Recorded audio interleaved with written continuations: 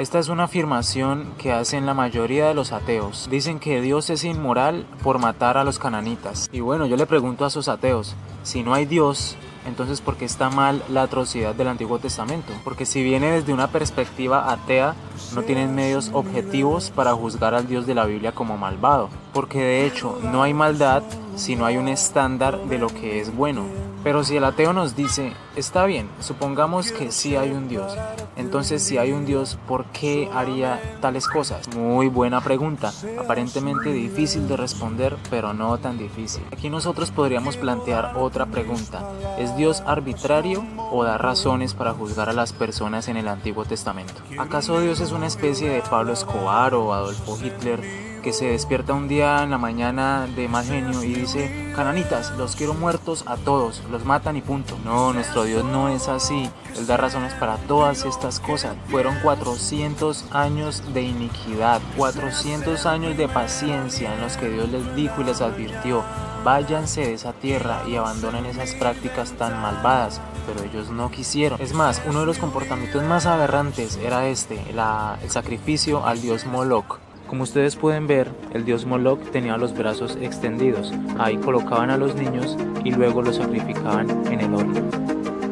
También estaban involucrados en la zoofilia, en el homosexualismo, en el incesto y en todo tipo de comportamientos aberrantes. Y Dios les estaba diciendo, deténganse.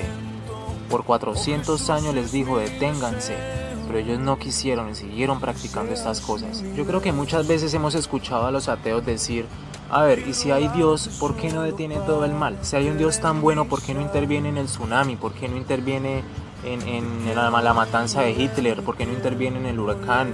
¿Por qué no interviene en los atentados terroristas? ¿Por qué no interviene si es tan bueno? Siempre se quejan y critican a Dios diciendo que Él supuestamente no interviene en tantos actos malvados. Y aquí vemos que con los cananitas sí intervino y también se quejan de eso. Entonces, ¿por qué quejarse de que Dios no detiene el mal? Si se van a quejar cuando sí lo detiene. ¿Se dan cuenta de lo contradictorio de esta filosofía atea? Ahora aquí va otra pregunta que también hacen.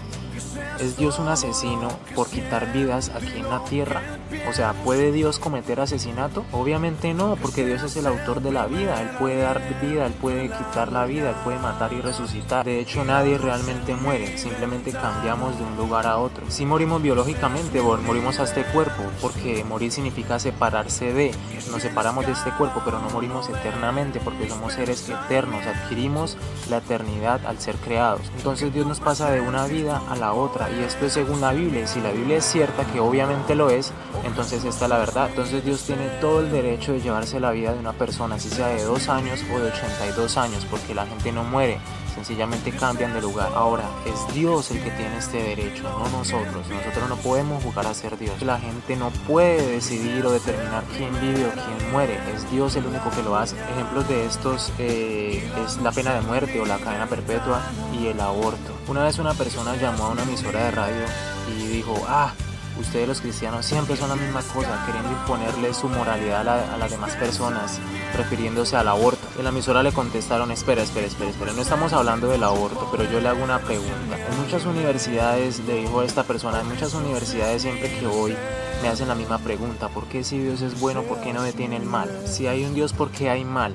Si por ejemplo un avión se cae, algunas personas mueren, algunas personas no. Si un barco se hunde, algunas personas mueren, algunas personas no. ¿Por qué? Porque Dios arbitrariamente deja vivir a unas personas y a otras no. Siempre me hacen esta pregunta, decía esta persona, pero cuando nosotros decidimos quién vive o quién muere por medio del aborto o de cualquier otro método, entonces ahí sí es un derecho moral. ¿Puede usted justificarme eso?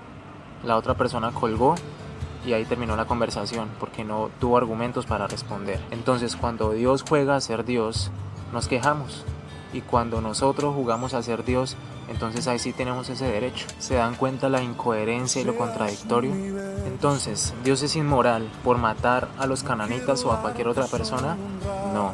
Él es el único que tiene el derecho de hacer esas cosas, porque Él es el único que tiene el derecho de pasar a una persona de un estado al siguiente. Nosotros no tenemos ese derecho, pero el hombre en su soberbia quiere y siempre ha querido hacerlo y siempre ha querido tener el poder. Por eso yo siempre he dicho que el ateísmo no es falta de evidencias, simplemente es falta de conveniencia. Pero Cristo te ama y también te puede salvar. Dios te bendiga.